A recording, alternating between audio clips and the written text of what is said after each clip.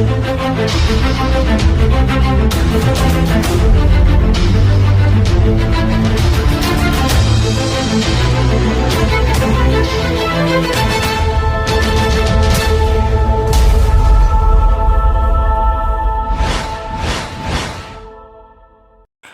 good day everyone. So I'm going to discuss the morphology and syntax during Middle English. So we have the decline of inflectional endings and the emergence of word order importance. So first we have the decline of inflectional endings.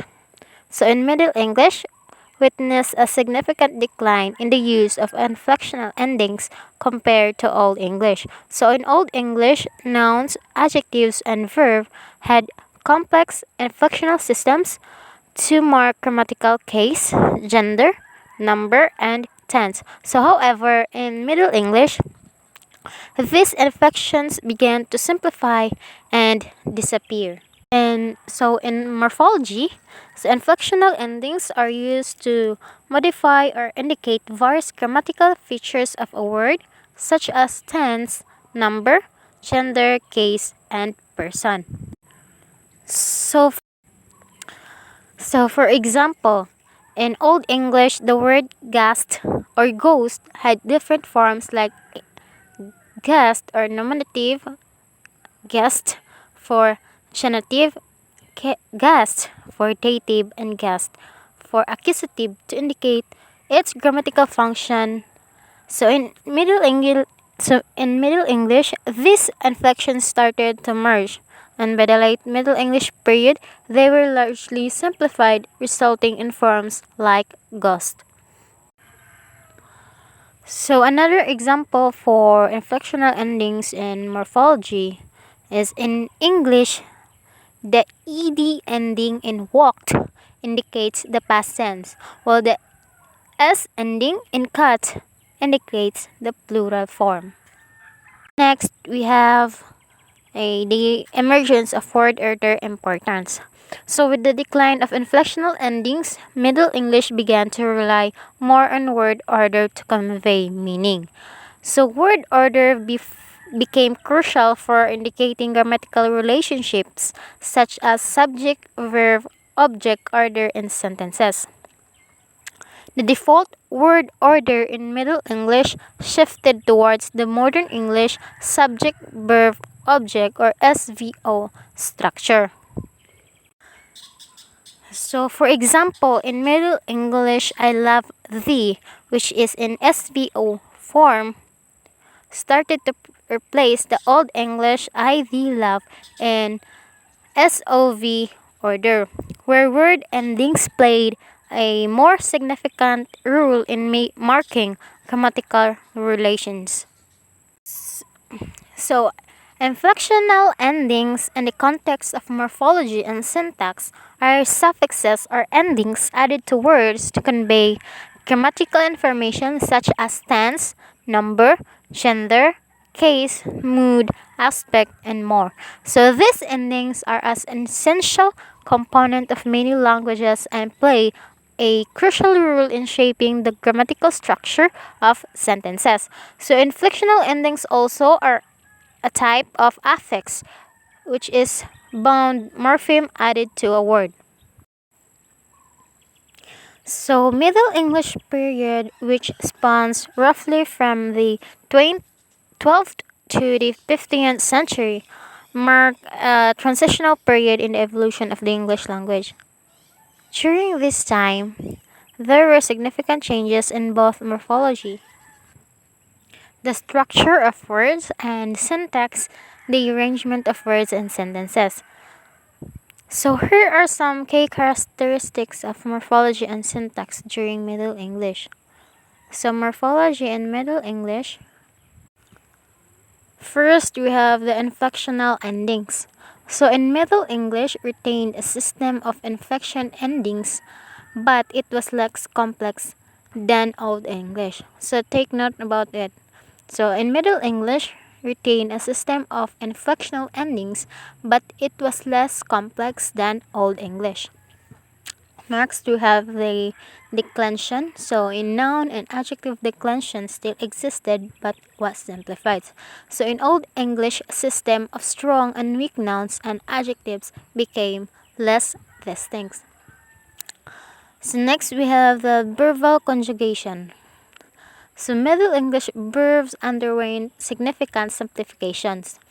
So while Old English had a complex system of verb conjugation, so in Middle English, verbs had fewer distinct endings to indicate person, number, and tense. So we have the last, which is the word formation. So Middle English continued to create new words through compounding or combining two or more words and borrowing from other languages, particularly French and Latin. So this lead to an expansion of vocabulary. So let's move on to syntax in Middle English. First, we have the word order. So the word order in Middle English sentences was undergoing a shift from a more flexible word order in Old English to a more fixed word order resembling modern English. So next we have the use of pronouns. So pronoun usage was evolving. So while in Old English had a complex system of pronouns based on case, so in Middle English was simplifying and standardizing pronoun forms. So we have the negation. So in Middle English began to use the word not for negation as opposed to the Old English practice of using ni before the verb. Now we have the introduction of auxiliary verbs. So auxiliary verbs such as be, have, and do started to be used to form questions, negatives, and emphatic statements. So we have here an examples illustrating each of the key components in Middle English morphology and syntax. So first we have the morphology in Middle English. So in Middle English we have the cat's tail was long. So in modern English we have the cat's tail was long. So as we have seen in these examples, sample. So in Middle English we have the cat tail was long, and in modern English we have the cat tail was long. So as we observe the Middle English, we have the possessive form which the es in cats indicate a possession. So in modern English, we use apostrophe s to indicate possession.